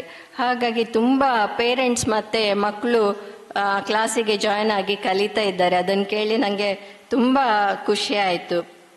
ಮಕ್ಕಳು ಚಿಕ್ಕವರಿರುವಾಗ ತಾಯಿ ಅವರಿಗೆ ಆಹಾರ ಕೊಡುವಾಗ ಅವರಿಗೆ ಮಕ್ಕಳಿಗೆ ಯಾವುದು ಇಷ್ಟ ಆಗ್ತದೆ ಅಂತ ಹೇಳಿ ಕೊಡುವುದಿಲ್ಲ, ಅವರ ಆರೋಗ್ಯಕ್ಕೆ ಯಾವುದು ಒಳ್ಳೆಯದು ಅಂತ ಹೇಳಿ ನೋಡಿ ಬೇಕೋ ಬೇಡವೋ ಆದರೆ ಒತ್ತಾಯದಿಂದ ಅದನ್ನು ತಿನ್ನಿಸ್ತಾ ಬರ್ತಾಳೆ. ಹಾಗೆ ಧರ್ಮದ ವಿಷಯ ಬಂದಾಗ ಕೂಡ ಹಾಗೆ ಶುರುವಿಗೆ ಅದು ಬೇಕೋ ಬೇಡವೋ ಅಂತ ಯೋಚನೆ ಮಾಡಲಿಕ್ಕಿಲ್ಲ, ಒತ್ತಾಯದಿಂದ ಅದರ ರುಚಿ ನಾವು ಮಕ್ಕಳಿಗೆ ತಿಳಿಸ್ಬೇಕು. ಮಕ್ಕಳಿಗಾಗ್ಲಿ ದೊಡ್ಡವರಿಗಾಗ್ಲಿ ಅದರ ರುಚಿ ಒಮ್ಮೆ ಸಿಕ್ಕರೆ ಮಾತ್ರ ನಾವು ಅದನ್ನು ಸರಿಯಾಗಿ ಅರ್ಥ ಮಾಡಿಕೊಳ್ಳೋದು, ಅದರಿಂದ ಸಂತೋಷ ಪಡೆಯೋದು ಎಲ್ಲ ನಾವು ಕಲಿತಾ ಹೋಗ್ತೇವೆ. ಧರ್ಮಸ್ಥಳದಲ್ಲಿ 50-55 ವರ್ಷದಿಂದ ಪುರಾಣ ಪ್ರವಚನ ಕಾರ್ಯಕ್ರಮ ನಡೀತಾ ಇದೆ. ಅಲ್ಲಿ ರಾಮಾಯಣ, ಮಹಾಭಾರತ, ಕುಮಾರವ್ಯಾಸ ಭಾರತ ಆಗ್ತದೆ, ಮತ್ತೆ ಭರತೇಶ ವೈಭವ, ಆದಿಪುರಾಣ ಎಲ್ಲವನ್ನು 3 ತಿಂಗಳ ಕಾಲ ಓದ್ತಾ ಇರ್ತಾರೆ. ಇದು ಪ್ರಾರಂಭ ಆದದ್ದು ಕೂಡ ಒಂದು ಕತೆ ಹಾಗೆ ಇದೆ. ಕಾವಂದ್ರು ಪಟ್ಟಕ್ಕೆ ಬಂದ ಶುರುವಿನಲ್ಲಿ ಅಲ್ಲಿ ದೇವಸ್ಥಾನದಲ್ಲಿ ಎಲ್ಲ ಗ್ರಂಥಗಳನ್ನಿಟ್ಟು ಅವರ ಕೈಯಿಂದ ಪೂಜೆ ಮಾಡಿಸ್ತಾ ಇದ್ರಂತೆ. ಅದಕ್ಕೆ ಕಾವಂದ್ರು ಕೇಳಿದ್ರಂತೆ, ಇದಕ್ಕೆ ಯಾಕೆ ಪೂಜೆ ಅಂತ. ಪೂಜೆ ಮಾಡಿದ್ರೆ ಓದಿದ ಪುಣ್ಯ ಸಿಗ್ತದೆ ಅಂತ ಹೇಳಿದ್ರಂತೆ. ಕೂಡಲೇ ಕಾವಂದ್ರು, ಪೂಜೆ ಮಾಡಿ ಪುಣ್ಯ ಅಲ್ಲ, ನಾವು ಅದನ್ನು ಓದಿ ಅರ್ಥ ಮಾಡಿಕೊಂಡು ನಮಗೆ ಪುಣ್ಯ ಸಿಗ್ಲಿ ಅಂತ ಹೇಳಿ ಆವಾಗಿಂದ ಪ್ರತಿ ಮಳೆಗಾಲದಲ್ಲಿ 3 ತಿಂಗಳ ಕಾಲ ಎಲ್ಲ ವಿದ್ವಾಂಸರನ್ನು ಕರೆಸಿ ಪುರಾಣ ಪ್ರವಚನ ಕಾರ್ಯಕ್ರಮ ಮಾಡ್ತಾ ಇದ್ದಾರೆ. ಹಾಗಾಗಿ ನಮಗೆ ವರ್ಷದಲ್ಲಿ 3 ತಿಂಗಳು ಆ ಪ್ರವಚನ ಕೇಳುವ ಭಾಗ್ಯ ಸಿಕ್ಕಿದೆ. ನಮ್ಮ ದೇಶದ ಬಹಳ ದೊಡ್ಡ ಸಂಪತ್ತು ಅಂದರೆ ಈ ಶಾಸ್ತ್ರಗಳು, ಅದರಲ್ಲೂ ಭಗವದ್ಗೀತೆ ಬಹಳ ದೊಡ್ಡ ಸಂಪತ್ತು. ನೀವೆಲ್ಲ ನೋಡಿರ್ಬೋದು, ಮೋದಿಜಿಯವರು ವಿದೇಶಕ್ಕೆ ಹೋದಾಗ ಅವರು ಗಿಫ್ಟ್ ಆಗಿ ಕೊಡೋದು ಈ ಭಗವದ್ಗೀತೆಯನ್ನೇ. ಮತ್ತೆ ಹೇಳ್ತಾರೆ, ಇದಕ್ಕಿಂತ ದೊಡ್ಡ ಸಂಪತ್ತು ನಾನು ಭಾರತದಿಂದ ಏನು ತರಲಿಕ್ಕೆ ಸಾಧ್ಯವೇ ಇಲ್ಲ ಅಂತ ತುಂಬ ಹೆಮ್ಮೆಯಿಂದ ಹೇಳೋದು ನಾವೆಲ್ಲ ನೋಡಿದ್ದೇವೆ. ಹಾಗೆ ಇವತ್ತು ಕೂಡ ನಮ್ಮ ಜೀವನದಲ್ಲಿ ಇವತ್ತು ಬಹಳ ದೊಡ್ಡ ಗಿಫ್ಟ್ ಸಿಕ್ಕಿದೆ, ಅದು ಭಗವದ್ಗೀತೆಯ ಪ್ರವಚನ. ನಮಗೆ ಜೀವನದಲ್ಲಿ ಎಷ್ಟೋ ಸಲ ಟೆನ್ಷನ್ ಆಗ್ತದೆ, ಮನಸ್ಸಿಗೆ ಸಮಾಧಾನ ಇರುವುದಿಲ್ಲ, ನಿರಾಶೆ ಇರ್ತದೆ. ಆಗ ಯಾರು ಎಷ್ಟು ಸಮಾಧಾನ ಹೇಳಿದ್ರು ನಮಗೆ ಸಮಾಧಾನ ಆಗಲ್ಲ. ಅಂಥ ಸಂದರ್ಭದಲ್ಲಿ ಇಂಥ ಪ್ರವಚನಗಳು ಇದೆಲ್ಲ ಅರ್ಥ ಮಾಡಿಕೊಂಡು ನಾವು ಆ ಸಂದರ್ಭದಲ್ಲಿ ಅದನ್ನು ಉಪಯೋಗ ಮಾಡಿಕೊಂಡ್ರೆ ನಮಗೆ ಮನಸ್ಸಿಗೆ ಸಮಾಧಾನ ಆಗ್ತದೆ. ಹಾಗೆ ಇವತ್ತಿನಿಂದ ವೀಣಾ ಬನ್ನಂಜೆಯವರು ಹೇಳಿದ್ದನ್ನು ನಾವು ಸರಿಯಾಗಿ ಅರ್ಥ ಮಾಡಿಕೊಂಡಿದ್ರೆ ಎಂಥ ಪರಿಸ್ಥಿತಿ ಬಂದರೂ ನಮ್ಮ ಜೀವನದಲ್ಲಿ ನಾವು ಅದನ್ನು ನಿಭಾಯಿಸ್ತೇವೆ, ಸಂತೋಷದಿಂದ ಇರ್ತೇವೆ, ಸಮಾಧಾನದಿಂದ ಇರ್ತೇವೆ ಅಂತ ಅನಿಸ್ತದೆ ನನಗೆ. ಹಾಗಾಗಿ ಇವತ್ತಿನಿಂದ ಶುರುವಾಗ ಪ್ರವಚನದ ಸಂಪೂರ್ಣ ಪ್ರಯೋಜನವನ್ನು ನಾವೆಲ್ಲ ತೆಗೆದುಕೊಳ್ಳೋಣ. ಎಲ್ರಿಗೂ ಒಳ್ಳೆಯದಾಗಲಿ ಅಂತ ಹಾರೈಸ್ತಾ ನನ್ನ ಮಾತು ಮುಗಿಸ್ತೇನೆ. ನಮಸ್ಕಾರ. ಇವರು ಒಂದೆರಡು ಶುಭ ನುಡಿಗಳನ್ನು ಆಡಬೇಕು ಅಂತ ಕೇಳಿಕೊಳ್ತಾ ಇದ್ದೇನೆ. ಇರುವವರು ಬಹುಶಃ ಆರೋಗ್ಯಕ್ಕಾಗಿ, ಆರೋಗ್ಯ ಸುಧಾರಣೆಗಾಗಿ ತನ್ನನ್ನು ತಾನು ತೊಡಗಿಸಿಕೊಂಡವರು ಬಹುಶಃ ಭಕ್ತರು ಡಾಕ್ಟರ್ ಪ್ರದೀಪ್ ಸರ್ ಅವರು 2 ಶುಭ ನುಡಿಗಳನ್ನು ಆಡಬೇಕು ಅಂತ ವಿನಂತಿ. ಶ್ರೀ ಗುರುಭ್ಯೋ ನಮಃ. ಶ್ರೀ ಗುರುಭ್ಯೋ ನಮಃ ಅನ್ನುವ ಮಾತು ಇವತ್ತು ಅನ್ವರ್ಥ ಆಗಿದೆ ಅಂತ ಭಾವಿಸ್ತೇನೆ. ನನ್ನ ವೈಯಕ್ತಿಕ ಜೀವನದ ಆರಾಧ್ಯ ಮೂರ್ತಿ ವೀಣಕ್ಕನವರ ಶುಭಾಶೀರ್ವಾದವನ್ನು ಬೇಡ್ತಾ, ವೇದಿಕೆ ಮೇಲೆ ಇವತ್ತು ದೀಪ ಪ್ರಜ್ವಲನ ಮಾಡಿರುವಂತಹ ನನ್ನ ಮಾರ್ಗದರ್ಶಕರು ಆಗಿರುವ ಶ್ರೀಮತಿ ಸೋನಿಯಾ ಯಶಾ ವರ್ಮಾ ಮೇಡಮ್ ಅವರಿಗೂ ನನ್ನ ಪ್ರಣಾಮಗಳನ್ನು ಸಲ್ಲಿಸ್ತಾ, ವೇದಿಕೆ ಮೇಲಿರುವಂತಹ ಜನಾರ್ದನ ಪೂಜಾರಿ ಸರ್ ಅವರೇ ಹಾಗೂ ನನ್ನ ಸ್ನೇಹಿತರಾಗಿರುವಂತಹ ಸನ್ಮಾನ್ಯ ನರಕರ್ ಅವರೇ ಸೇರುವಂಥ ಎಲ್ಲ ಆತ್ಮೀಯ ಬಂಧುಗಳೇ, ಭಗವದ್ಗೀತೆಯ ಶ್ಲೋಕಗಳ ಅರ್ಥ ಪ್ರವಚನ ಮಾಡುವಂತಹ ಬಹಳಷ್ಟು ಜನ ನಮಗೆ ಸಿಗ್ತಾರೆ. ಆದರೆ ಭಗವದ್ಗೀತೆಯ ಶ್ಲೋಕಗಳನ್ನು ಜೀವನದಲ್ಲಿ ಅನ್ವರ್ಥ ಮಾಡಿಕೊಂಡು ಅದನ್ನು ಅನುಭವಿಸಿಕೊಂಡು ಅದನ್ನು ಪ್ರಸ್ತುತಪಡಿಸುವಂತಹ ವಿರಳಾತಿ ವಿರಳ ವ್ಯಕ್ತಿಗಳಲ್ಲಿ ವೀಣಕ್ಕ ಬನ್ನಂಜೆ ಒಬ್ಬರು ಅನ್ನುವಂಥದ್ದನ್ನು ಅತ್ಯಂತ ಹೆಮ್ಮೆಯಿಂದ ಈ ಸಂದರ್ಭದಲ್ಲಿ ಹೇಳ್ತಾ, ತಾಲೂಕಿನ ಭಗವದ್ಭಕ್ತರು ಎಲ್ಲ ಭಾಗ್ಯವಂತರು. ಕಳೆದ ಬಾರಿ ಇದೇ ವೇದಿಕೆಯಲ್ಲಿ ಭಾಗವತ ಸಪ್ತಾಹ ಅತ್ಯಂತ ಅದ್ಭುತವಾಗಿ ಮೂಡಿ ಬಂದಿತ್ತು. ಅದರ ಮುಂದುವರೆದ ಭಾಗ ಗೀತಾ ಪ್ರವಚನದ ಈ ಸಪ್ತಾಹ. ಪೂಜ್ಯ ಡಿ ವಿ ಜಿಯವರು ಗೀತೆಯ ಬಗ್ಗೆ ಉಲ್ಲೇಖ ಮಾಡುವಾಗ ಒಂದು ಮಾತು ಹೇಳ್ತಾರೆ. ಪ್ರೀತಿ ಮಹಿಮೆಗಳ ಚಿತ್ರ ರೀತಿಯಂ ವಾಲ್ಮೀಕಿ, ನೀತಿ ಸೂಕ್ಷ್ಮದ ಗಹನ ಮಾರ್ಗಮಂ ವ್ಯಾಸರ್.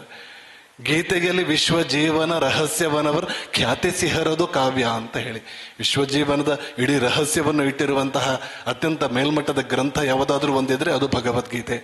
ಕೃಷ್ಣ ಗೀತೆಯಲ್ಲಿ ಒಂದು ಮಾತು ಹೇಳಿದ, ಮನುಷ್ಯಾಣಂ ಸಹಸ್ರೇಶು ಕಶ್ಚಿದ್ಯದತಿ ಸಿದ್ಧಯೇ ಯತತಾಮಪಿ ಸಿದ್ಧಾನಾಂ ಕಶ್ಚಿನ್ಮಾಂ ವೇತ್ತಿ ತತ್ವತಃ ಅಂತ ಹೇಳಿ.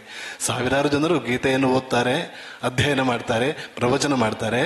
ಆದರೆ ಆ ಸಾವಿರಾರು ಜನರಲ್ಲಿ ಒಬ್ಬರೋ ಇಬ್ಬರೋ ನನ್ನನ್ನು ತಲುಪುತ್ತಾರೆ ಅಂತ. ಇವತ್ತು ವೇದಿಕೆ ಬಹಳಷ್ಟು ಪರಿಪೂರ್ಣವಾಗಿದೆ. ಭಗವಂತನನ್ನು ತಲುಪಿದ ವ್ಯಕ್ತಿಯ ಮೂಲಕ ನಾವಿವತ್ತು ಭಗವಂತನ ನಲ್ನುಡಿಗಳನ್ನು ಕೇಳುವಂತಹ ಮಹಾವೇದಿಕೆ.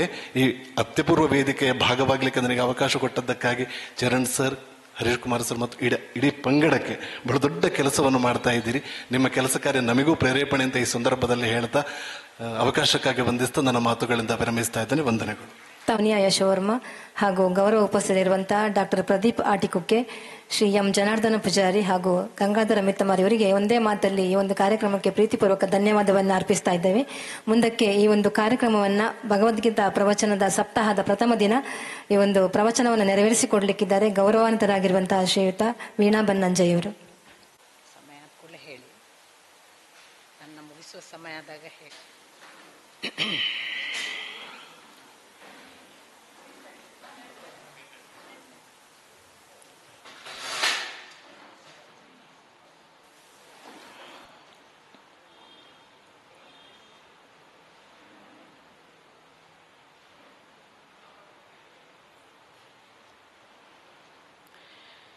ನಾರಾಯಣ ನಿನ್ನ ನಾಮದ ಸ್ಮರಣೆಯ ಸಾರಾಮೃತ ಎನ್ನ ಬಾಯಿಗೆ ಬರಲಿ. ಬಾರಂಗ ಕನಸಿನೊಳಗಲಿ ನನಸಿನೊಳಗಲಿ ಮನಸ್ಸು ಕೆಟ್ಟಿರಲಿ ಮುನಿದಿರಲಿ. ಜನಕಜಾಪತಿ ನಿನ್ನ ಅಭೀಷ್ಟದ ಸ್ಮರಣೆಯ ಅಷ್ಟಾಕ್ಷರ ಮಂತ್ರ ಜಪಿಸುವ ಹಾಗೆ ಬಾರಂಗ.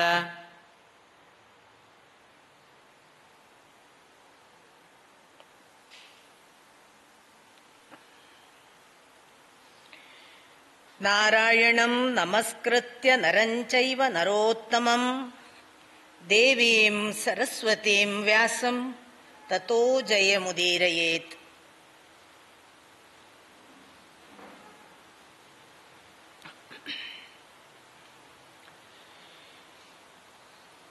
ಬೆಳ್ತಂಗಡಿಯ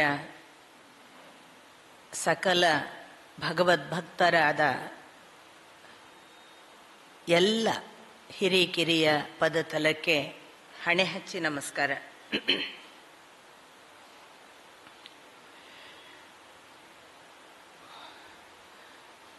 ಒಂದು ದೃಷ್ಟಿಯಿಂದ ನೀವು ನನಗೆ ಬಂಧುಗಳೇ. ಯಾಕೆಂದರೆ ಹೋದ ವರ್ಷ ಶ್ರೀಮದ್ ಭಾಗವತದಿಂದ ಆರಂಭವಾದ ಬಂಧುತ್ವವನ್ನು ನೆನಪಿಟ್ಟುಕೊಂಡು ಈಗ ಮತ್ತೆ ಭಗವದ್ಗೀತೆಗೆ ಅದನ್ನು ಸೆಳೆದು ತರುವಷ್ಟು ಬಾಂಧವ್ಯ ಬೆಸೆದಿದೆ ಅಂದರೆ ಅದು ಬಂಧುತ್ವ ಅಲ್ಲದೆ ಬಂಧುಗಳಲ್ಲದೆ ಇನ್ನೇನು. ಆ ಬಂಧುತ್ವಕ್ಕೆ ನಮಿಸ್ತೇನೆ. ಚರಣ್ ಅವರಾಗಲಿ, ಶ್ರೀಶಾ ಅಣ್ಣ ಅವರಾಗಲಿ, ನನ್ನನ್ನು ಕೇಳಿದಾಗೆಲ್ಲ ನಾನು ಅವರಿಗೆ ಹೇಳ್ತಿದ್ದದ್ದೇ ಒಂದೇ ಮಾತು, ಯಾಕೆ ಸುಮ್ಮನೆ ನನ್ನನ್ನು ಕರೀತೀರಿ? ಯಾಕೆಂದರೆ ನಾನು ತುಂಬ ಅಶಾಸ್ತ್ರೀಯ ಪರಂಪರೆಯವಳು. ಶಾಸ್ತ್ರೀಯವಾಗಿ ಯಾವುದನ್ನು ಪ್ರಸ್ತುತಪಡಿಸುವವಳಲ್ಲ.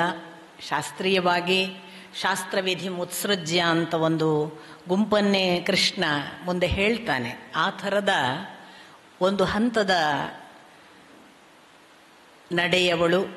ಆದರೂ ಕೂಡ ಯಾಕೆ ನನ್ನನ್ನು ನೀವು ಕರೀತೀರಿ ಅಂತ ಗೊತ್ತಿಲ್ಲದೇನೆ ಕರೆದವರಿಗಾಗಿ ಮಾತನಾಡದೆ, ಕರೆದವರ ಸಂತೋಷವನ್ನು ಉದ್ದೇಶಿಸಿ ಮಾತನಾಡದೆ, ನನಗೆ ಆತ್ಮನಿಷ್ಠೆಯಿಂದ ಏನನ್ನಿಸ್ತದೆ ಅದನ್ನಷ್ಟೇ ಮಾತನಾಡುವ ನನ್ನ ಈ ಆರ್ಜವ ಗುಣವನ್ನು ನೀವು ಒಪ್ಕೊಂಡಿದ್ದೀರಿ ಅಂತ ಭಾವಿಸ್ತಾ, ಅದು ಕೂಡ ಒಂದು ಭಗವತ್ ವ್ಯವಸ್ಥೆ ಅಂತ ನನ್ನ ನಂಬಿಕೆ. ಅದೆಲ್ಲಕ್ಕೂ ಶರಣಾಗಿ ನಾನಿವತ್ತು ಸ್ವಲ್ಪ ಪ್ರಾಸ್ತಾವಿಕವಾಗಿ ಅಷ್ಟೇ ಮಾತನಾಡಬಹುದು, ಯಾಕಂದರೆ 2 ಗಂಟೆಯ ಅವಧಿಯಲ್ಲಿ 1 ಗಂಟೆ ಮಾತ್ರ ಉಳಿದಿದೆ. ಪೂರ್ವಭಾವಿಯಾಗಿ ಕೆಲವು ಸಂಗತಿಗಳನ್ನು ಅಷ್ಟೇ ನಾನು ಹೇಳೋದಕ್ಕೆ ಪ್ರಯತ್ನ ಪಡ್ತೇನೆ. ಸ್ವಲ್ಪ ನನ್ನ ಮಾತು ನಿಮಗೆ ಇದುವರೆಗೆ ನಂಬಿ ಬಂದ, ಇದುವರೆಗೆ ನಡೆದು ಬಂದ, ಇದುವರೆಗೆ ಕೇಳಿದ ಮಾತುಗಳಿಗಿಂತ ಭಿನ್ನವಾಗಿ ಕೇಳಿದರೆ ನನ್ನನ್ನು ಕ್ಷಮಿಸಬೇಕು ಅಂತ ಪ್ರಾರ್ಥಿಸ್ತಾ, ನನ್ನ ಈ ಎಲ್ಲ ನಡೆಗೆ, ನುಡಿಗೆ, ನನ್ನ ಈ ಬದುಕಿಗೆ ಎಲ್ಲಕ್ಕೂ ಕಾರಣವಾದ ನನ್ನ ಪರಮಗುರುಗಳಾದ ರಾಘವೇಂದ್ರ ಸ್ವಾಮೀಜಿಯವರನ್ನು, ನನ್ನ ಸಾಕ್ಷಾತ್ ಗುರುಗಳಾದ ಸತ್ಯಕಾಮರನ್ನು, ನನಗೆ ಜನ್ಮ ಕೊಟ್ಟು ತಾನು ಪರೋಕ್ಷವಾಗಿ ದೂರ ನಿಂತು ನನ್ನ ಬೆಳೆಯನ್ನು ನೋಡಿ ನನ್ನನ್ನು ತನ್ನ ಕಣ್ಣುಗಳಿಂದಲೇ ಬೆಳೆಸಿದ ನನ್ನ ಅಪ್ಪ ಬನ್ನಂಜೆ ಗೋವಿಂದಾಚಾರ್ಯರನ್ನು, ಅವರ ಹುಟ್ಟಿಗೆ ಕಾರಣರಾದ ನನ್ನ ಅಜ್ಜ ಪಡುಮುನ್ನೂರು ನಾರಾಯಣಾಚಾರ್ಯರನ್ನು ಎಲ್ಲ ವಂದಿಸಿ ನಾನು ಈ ಮಾತುಗಳನ್ನು ಆರಂಭಿಸ್ತೇನೆ. ಬಹಳ ಜನ ಈಗ ಮೊನ್ನೆ ಒಂದು ಯುದ್ಧದ ಆವೇಶವನ್ನು, ಆರ್ಭಟವನ್ನು ನೋಡಿದ್ರಿ. ತುಂಬ ತಿಳಿದವರು, ಬಲ್ಲವರು, ಆಮೇಲೆ ಸಾಕಷ್ಟು ಸಾಮಾಜಿಕ ಪ್ರಭಾವ ಬೀರುವ ವ್ಯಕ್ತಿಗಳು, ಸಾಮಾಜಿಕವಾಗಿ ಒಂದು ನಾಯಕತ್ವವನ್ನು ವಹಿಸಿಕೊಂಡು ಎಷ್ಟೋ ಜನರನ್ನು ನಡೆಸುವಂಥವರು ಎಲ್ಲರೂ ಕೂಡ ಅದೇನು ಪಹಲ್ಗಾಮ್ನಲ್ಲಿ ನಡೆದ ಘಟನೆ ಆಗಿ 24 ತಾಸಿನ ಅವಧಿಯಲ್ಲಿ ನಾವು ಪ್ರತಿಕ್ರಿಯಿಸಬೇಕು, ನಾವು ತಕ್ಷಣ ಅವರನ್ನು ಹೊಡೆಯಬೇಕು, ನಾವಿವಾಗ ಪಾಕಿಸ್ತಾನದ ವಿರುದ್ಧ ಯುದ್ಧ ಸಾರಬೇಕು ಅನ್ನುವ ಧಾಟಿಯಲ್ಲೇ ಸುಮಾರು 90% ನಮ್ಮ ದೇಶದಲ್ಲಿ ಮಾತಾಡಿದ್ದಾರೆ. ಎಲ್ಲರಿಗೂ ಈಗ ಹಿಂಸೆ ಬಹಳ ಪ್ರಿಯವಾದ ದಿನ. ನನಗೆ ಬಹಳ ಆಶ್ಚರ್ಯ ಆದದ್ದು, ನಿಮಗೆ ಗೊತ್ತು, ಈಗಿನ ಕನ್ನಡದ ಹೆಸರುವಾಸಿ ನಟ ಯಶ್ ಸ್ವತಃ ತಾನೇ ನಿರ್ಮಾಣಕ್ಕೆ ಕೈ ಹಾಕಿ ಭಾರತದ ಮಟ್ಟದಲ್ಲಿ, ಸ್ಥಳೀಯ ಕನ್ನಡದ ಮಟ್ಟದಲ್ಲ, ಭಾರತೀಯ ಮಟ್ಟದಲ್ಲಿ ರಾಮಾಯಣವನ್ನು ಪ್ರಸ್ತುತಪಡಿಸುವವರಿದ್ದಾರೆ ಸಿನಿಮಾ ಆಗಿ. ಅವರು ಒಬ್ಬರು ಪ್ರೊಡ್ಯೂಸರ್. ರಣಬೀರ್ ಕಪೂರ್ ರಾಮನ ಪಾತ್ರ ಮಾಡ್ತಿದ್ರೆ ಯಶ್ ರಾವಣನ ಪಾತ್ರ ಮಾಡ್ತಾರೆ ಅಂತ ಘೋಷಣೆ ಆಯಿತು. ಯಶ್ ಅವರಿಗೆ ಕೇಳಲಾಯಿತು ಒಂದು ಸಂದರ್ಶನದಲ್ಲಿ, ನೀವು ಸ್ವತಃ ನಿರ್ಮಾಣ ಮಾಡುವವರು, ನೀವೇ ಹಣ ಹಾಕಿ ನಿಮ್ಮ ಹಣದಿಂದ ಪ್ರಾರಂಭ ಮಾಡುವ ಅಥವಾ ಬೆಳೆಸುವ ಈ ಸಿನಿಮಾದಲ್ಲಿ ನೀವ್ಯಾಕೆ ಶ್ರೀರಾಮನ ಪಾತ್ರ ಮಾಡಲಿಲ್ಲ ಅಂತ. ಯಶ್ ಅವರು ಕೊಟ್ಟ ಉದಾಹರಣೆ ಅಥವಾ ಉತ್ತರ, ರಾಮನ ಪಾತ್ರ ಎಲ್ಲ ಜನರನ್ನು ರಂಜಿಸೋದಾಗಲಿ, ಜನರಲ್ಲಿ ಹೆಚ್ಚು ಪ್ರಸಿದ್ಧ ಆಗಲಿ ಆಗೋದಿಲ್ಲ. ರಾವಣನ ಪಾತ್ರಕ್ಕೇ ಹೆಚ್ಚು ಡಿಮಾಂಡ್, ಜನ ಮೆಚ್ಚೋದು ರಾವಣನನ್ನೇ, ಅದರಿಂದ ನಾನು ರಾವಣನ ಪಾತ್ರ ಒಪ್ಪಿದ್ದೇನೆ ಅಂತ. ಈಗ ಯಾರಿಗೆ ಮುಂಗಾರು ಮಳೆ ಬೇಕು ಹೇಳಿ? ಹಳೆ ಕಾಲದವ್ರು ನೋಡೋ ಸಿನಿಮಾ ಅದು. ಈಗ ನೋಡ್ಬೇಕು ಯಾವುದು? KGF, ಟಾನಿಕ್ ಅಂಥ ಸಿನಿಮಾ ಬಂದ್ರೇ ಜನ ಮುಗಿ ಬೀಳೋದು. ಮನುಷ್ಯನಿಗೆ ಗೊತ್ತಿದ್ದೋ ಗೊತ್ತಿಲ್ಲದೆಯೋ ಹಿಂಸೆ ಅವನ ಪ್ರಿಯವಾದ ವಿಷಯ. ತುಂಬ ಸೂಕ್ಷ್ಮ ಸಂಗತಿಗಳೆಲ್ಲ ಇವೆ. ನನಗೆ ತುಂಬ ದುಃಖ ಆದ ಸಂಗತಿಗಳನ್ನು ನಿಮಗೆ ಇಷ್ಟ ಆಗದಿದ್ರೂ ನಾನು ಕಷ್ಟವಾದರೂ ಹೇಳ್ತೀನಿ. ಅದು ನನಗೆ ಬಿಟ್ಬಿಡಿ, ಇಷ್ಟ ಇಲ್ಲದ ವಿಷಯಗಳು ನನಗೆ ಬಿಟ್ಬಿಡಿ. ಆದರೆ ಬೀದಿಗಿಳಿದು ಹೋರಾಟ ಮಾಡೋದು ಖಂಡಿತ ಅರಾಜಕ ವ್ಯವಸ್ಥೆ. ನಾವು ಅರಾಜಕೀಯ ವ್ಯವಸ್ಥೆಗೆ ಹೋಗಲೇಬಾರದು. ನಾವು ಒಬ್ಬ ರಾಜನನ್ನು ನಂಬಿದ್ದೇವೆ, ನಮಗೊಂದು ಪ್ರಜಾಪ್ರಭುತ್ವ ಇದೆ. ಒಂದು ವ್ಯವಸ್ಥೆಯ ಒಳಗೆ ನಾವು ಅದನ್ನು ಹೇಗೆ ನಿಭಾಯಿಸಬೇಕು ಅಂತ ನಾಯಕನ ಮಾರ್ಗದರ್ಶನವನ್ನು ಕಾಯ್ದು, ನಾಯಕ ಹೊರಟದ್ದನ್ನು ನೋಡಿಕೊಂಡು ಅವನಿಗೇನು ಬೇಕೋ ಅದು ಸಪೋರ್ಟ್ ಮಾಡುವುದು ನಮ್ಮ ಕೆಲಸ ಅಂತ ನಂಬಿದವಳು ನಾನು. ಆದರೆ ಹಿಂಸೆ, ಹೊಡೆದಾಟ, ಹೊಡೆಯುವುದರ ಮೂಲಕವೇ ನಾವು ಪ್ರತಿಕ್ರಿಯೆ ತೋರಿಸ್ತೀವಿ, ಆ ಮೂಲಕವೇ ಗೆಲ್ತೇವೆ ಅನ್ನುವ ಒಂದು ಛಾತಿ, ಒಂದು ಥರದ ಆರ್ಭಟ ಈಗಿನ ದಿನಮಾನಗಳಲ್ಲಿ ಹೆಚ್ಚಿರುವವರೆಲ್ಲರೂ ಮತ್ತು ಈ ಥರದ ಮನೋವೃತ್ತಿ ಉಳ್ಳವರೆಲ್ಲರೂ ಕೂಡ ಸರ್ವೇ ಸಾಮಾನ್ಯವಾಗಿ ಒಂದೇ ಮಾತು ಹೇಳ್ತಾರೆ, ಅರ್ಜುನ ನಪುಂಸಕ. ಅರ್ಜುನ ಪಲಾಯನವಾದಿ. ಅರ್ಜುನ ಒಬ್ಬ ಯುದ್ಧ ಔನ್ನತ್ಯದ ಸ್ಥಿತಿಯಲ್ಲಿರುವಾಗ ತನ್ನ ಶಸ್ತ್ರಾಸ್ತ್ರ ಚೆಲ್ಲಿ ನಿಂತ ಒಬ್ಬ ಹೇಡಿ. ನಾನು ಇಲ್ಲಿಂದಲೇ ಭಿನ್ನ ಆಗ್ತೇನೆ ಒಟ್ಟು ಅಭಿಪ್ರಾಯಗಳಲ್ಲಿ. ಇಡೀ ಯುದ್ಧದ ಶ್ರೀಕೃಷ್ಣ ಮತ್ತು ಅರ್ಜುನರ ಸಾರಥ್ಯವನ್ನ ತೆಗೆದುಕೊಂಡು ನಿಂತ ಕೃಷ್ಣನ ಹಿಂದಿರುವ ಅರ್ಜುನನ ಮನಸ್ಥಿತಿ ಪ್ರಕಟ ಆಗುವ ಪೂರ್ವದಲ್ಲಿ ಅನೇಕ ಘಟನೆಗಳೆಲ್ಲ ಇವೆ. ನಾವು ಅದೆಲ್ಲ ಮರೆತು ಒಂಥರ ಯಾವುದೇ ಒಂದು ಘಟನೆಗೆ ಚಾರಿತ್ರಿಕವಾದ ದೊಡ್ಡ ಸೂತ್ರ ಇದ್ದಾಗ ಆ ಸೂತ್ರದಿಂದ ಪ್ರತ್ಯೇಕಿಸಿ ಒಂದು ಸಂಗತಿಯನ್ನು ನೋಡುವ ಕ್ರಮವೇ ತಪ್ಪು. ಅದಕ್ಕಷ್ಟು ಹಿನ್ನೆಲೆಗಳ ಸಹಿತ ಇದನ್ನು ನೋಡಿದಾಗ ಟ್ಯಾಲಿ ಆಗುತ್ತಾ? ಟ್ಯಾಲಿ ಆದರೆ ಮಾತ್ರ ಅದು ಅದಕ್ಕೆ ಸುಸೂತ್ರವಾದ ಒಂದು ಸಂಬಂಧವನ್ನ ಉಳ್ಳ ಸಂಗತಿ ಅಂತ ಅಧಿಕೃತವಾಗಿ ಹೇಳಬಹುದು. ಆದರೆ ಯಾವುದು ಸೂತ್ರಬದ್ಧತೆಯನ್ನು ಕಳಚಿಸಿ ಬೇರೆ ಮಾಡ್ತದೆ ಅವುಗಳನ್ನೆಲ್ಲ ನಾವು ಹೆಚ್ಚು ಕೂಲಂಕಷವಾಗಿ ವಿಮರ್ಶಾತ್ಮಕವಾಗಿ ಪರಿಶೀಲಿಸಲೇಬೇಕು. ಅರ್ಜುನ ಹೇಡಿ, ಅರ್ಜುನ ನಪುಂಸಕ, ಯುದ್ಧ ಸಂದರ್ಭದಲ್ಲಿ ಕೈ ಚೆಲ್ಲಿ ಕುಳಿತ ಒಬ್ಬ ಪಲಾಯನವಾದಿ ಅಂತ ಹೇಳುವವರಿಗೆಲ್ಲ ನನ್ನ ಮಾತು ಇಷ್ಟವಾಗದಿದ್ರೆ ದಯವಿಟ್ಟು ಕ್ಷಮಿಸಿ. ಯಾಕೆ ಈ ಮಾತು ಹೇಳ್ತೇನೆ ಅಂತಂದ್ರೆ, ಒಂದು ಮನಸ್ಥಿತಿ ಮೊದಲು ಸಿದ್ಧವಾದ ಮೇಲೆ ಭಗವದ್ಗೀತೆ ಅರ್ಥ ಆಗುತ್ತೆ. ನೀವು ಪ್ರಥಮದಲ್ಲಿಯೇ ಒಬ್ಬ ಹೇಳಿ, ನನ್ನ ಮೊದಲನೆಯ ಪ್ರಶ್ನೆ, ಬಹಳ ಬಲ್ಲವರೆಲ್ಲ ಇದನ್ನು ಹೇಳ್ಕೊಂಡು ಬಂದಿದ್ದಾರೆ, ಕೃಷ್ಣ ಒಬ್ಬ ಹೇಡಿಗೆ, ನಪುಂಸಕನಾದ ಅರ್ಜುನನಿಗೆ, ಪಲಾಯನವಾದಿಯಾದವನಿಗೆ ಭಗವದ್ಗೀತೆ ಹೇಳಿದ್ದು ಅಂತ. ನನ್ನ ಮೊದಲನೆಯ ಪ್ರಶ್ನೆ, ನಿಮಗೆ ಗೊತ್ತಾಗುತ್ತೆ ಇಡೀ ಶ್ರೀಮದ್ ಭಾಗವತವನ್ನು ಮತ್ತು ಮಹಾಭಾರತವನ್ನು ಓದಿದ್ರೆ ಕೃಷ್ಣನ ಜೀವಿತಾವಧಿಯಲ್ಲಿ ಅತ್ಯಂತ ಮೆಚ್ಚಿದ ಏಕಮಾತ್ರ ವ್ಯಕ್ತಿ ಇದ್ರೆ ಅದು ಅರ್ಜುನ, ಇನ್ಯಾರೂ ಇಲ್ಲ ಅವನಿಗೆ ಅಷ್ಟು ಸಮೀಪ. ಎಷ್ಟು ಗೋಪಿಕೆಯರ ಜೊತೆಗಿದ್ದ, ಎಷ್ಟು ಗೋಪಾಲಕರ ಜೊತೆಗಿದ್ದ, ಎಷ್ಟು ಜನ ಹೆಂಡಂದಿರಿದ್ರು, ಸಾಕ್ಷಾತ್ ಸತ್ಯಭಾಮೆಗೆ ರುಕ್ಮಿಣಿಗೆ ಎಂದೂ ಕೂಡ ಇಷ್ಟೋ ಅಸಿ, ಪ್ರಿಯೋ ಅಸಿ, ಭಕ್ತೋ ಅಸಿ ಅಂತ ಎಲ್ಲೂ ಹೇಳಲಿಲ್ಲ ಕೃಷ್ಣ. ಕೃಷ್ಣ ಈ ಎಲ್ಲ ಮಾತುಗಳನ್ನು, ಅದು ಕೂಡ ಏನು, ಸತ್ಯಂ ಪ್ರತಿಜಾನೀಹಿ, ಆಣೆ ಇಟ್ಟು ಹೇಳ್ತೇನೆ, ಇಷ್ಟೋ ಅಸಿ, ನನಗೆ ಅತ್ಯಂತ ಇಷ್ಟ ನೀನು, ಪ್ರಿಯೋ ಅಸಿ, ನನಗೆ ಅತ್ಯಂತ ಪ್ರಿಯ ನೀನು ಅಂತ ಘಂಟಾಘೋಷವಾಗಿ ಯಾರಿಗಾದರೂ ಓಪನ್ ಹೇಳಿದ್ದಿದ್ರೆ ಅದು ಕೃಷ್ಣ ಹೇಳಿದ ಅರ್ಜುನನಿಗೆ ಮಾತ್ರ. ಒಬ್ಬ ನಪುಂಸಕನನ್ನ, ಒಬ್ಬ ಹೇಡಿಯನ್ನ, ಒಬ್ಬ ಪಲಾಯನವಾದಿಯನ್ನ ಕೃಷ್ಣ ಪ್ರಿಯೋ ಅಸಿ ಅಂತ ಹೇಳ್ತಾನ. ನಾವು ಕೃಷ್ಣನನ್ನೇ ಬಿಲೋ ಗ್ರೇಡ್ ಮಾಡಿದ ಹಾಗೆ. ಒಬ್ಬ great master will never choose a wrong horse, ಇದು ನೆನ್ಪಿಟ್ಕೊಳ್ಬೇಕು ನಾವು. ಒಬ್ಬ ಒಳ್ಳೆಯ ಮಾಸ್ಟರ್, ನಿಮಗೆ ಇಡೀ ಗೊತ್ತಾಗುತ್ತೆ, ಅವನಿಗೆ ಜಗದ್ಗುರು ಅಂತ ಹೆಸರು ಶ್ರೀಕೃಷ್ಣನಿಗೆ. ಒಬ್ಬ ಜಗದ್ಗುರುವಿಗೆ ಜಗದ್ಗುರು ಅಂತ ಅನ್ಬೇಕಾದ್ರೆ ಅವನ ಶಿಷ್ಯ ಎಂತವ ಅಂತ ನೋಡಲ್ವ ನಾವು? ಇಡೀ ಮಹಾಭಾರತದ ಆದಿಯಿಂದ ಈ ಭಗವದ್ಗೀತೆಯ ಘಟನೆ ಸಂಭವಿಸುವವರೆಗೆ ಅರ್ಜುನನ ಇಡೀ ಬದುಕನ್ನು ಒಮ್ಮೆ ಅವಲೋಕಿಸಿ ನೋಡಿ. ಒಂದೇ ಒಂದು ಕಡೆ ಸೋಲಿನ ಸ್ಪರ್ಶ ಇಲ್ಲದ ಮನುಷ್ಯ. ಸೋಲು ಅನ್ನುವುದು ಗೊತ್ತಿಲ್ಲದೆ ಇರುವುದಕ್ಕೆ ಕಾರಣ ಕೇವಲ ಯೋಧತ್ವ ಅಲ್ಲ, ಅಖಂಡ ಬ್ರಹ್ಮಚರ್ಯ, ನಿರಂತರ ಭಗವಂತನ ತೀರ್ಥಯಾತ್ರೆಗಳನ್ನು ಮಾಡಿದವ, ಸಾಕ್ಷಾತ್ ತಪಸ್ಸಿನ ಮೂಲಕ ಶಿವನನ್ನು ಗೆದ್ದು ಪಾಶುಪತಾಸ್ತ್ರವನ್ನು ಪಡೆದವ. ಎಂತೆಂಥ ಅಪೂರ್ವ ಕ್ಷಣಗಳನ್ನು ನೀವು ಅರ್ಜುನನ ಬದುಕಿನಲ್ಲಿ ಮಾತ್ರ ನೋಡ್ತೀರಿ. ಬಿಟ್ಟರೆ ಹಾಗೊಂದು ಅಂಥದೇ ನಡೆ ಸಿಕ್ಕುವುದು ನಮಗೆ ಯುಧಿಷ್ಠಿರನಲ್ಲಿ. ಅರ್ಜುನ ಎಂತೆಂಥ ಸಂದರ್ಭಗಳನ್ನೆಲ್ಲ ಎದುರಾಗಿದ್ದಾನೆ ಅಂತಂದ್ರೆ, ಒಂದು ಪಾಶುಪತಾಸ್ತ್ರವನ್ನು ತೆಗೆದುಕೊಳ್ಳುವ ಮೊದಲು ಮಾಡಿದ ತಪಸ್ಸಿನ ಫಲವಾಗಿ ತನಗೆ ಕಿರಾತ ವೇಷದಲ್ಲಿ ಬಂದ ಶಿವ ಗುರುತು ಹತ್ತದೆ. ತಾನು ಕಿರಾತ ಅಂತ ತಿಳಿದು ಹೋರಾಟ ಮಾಡುವಾಗ ಒಳಗಿದ್ದ ಆಂತರ್ಯದ ಭಕ್ತಿ ಮತ್ತು ಪರಾಕಾಷ್ಠೆ, ಜೀವನದಲ್ಲಿ ಒಬ್ಬರಿಗೆ ಒಂದೇ ಒಂದು ಬಾರಿ ಸುಳ್ಳು ಹೇಳದ ಮನುಷ್ಯ ಅಂತ ಅವನ ಬಗ್ಗೆ ಉಲ್ಲೇಖ.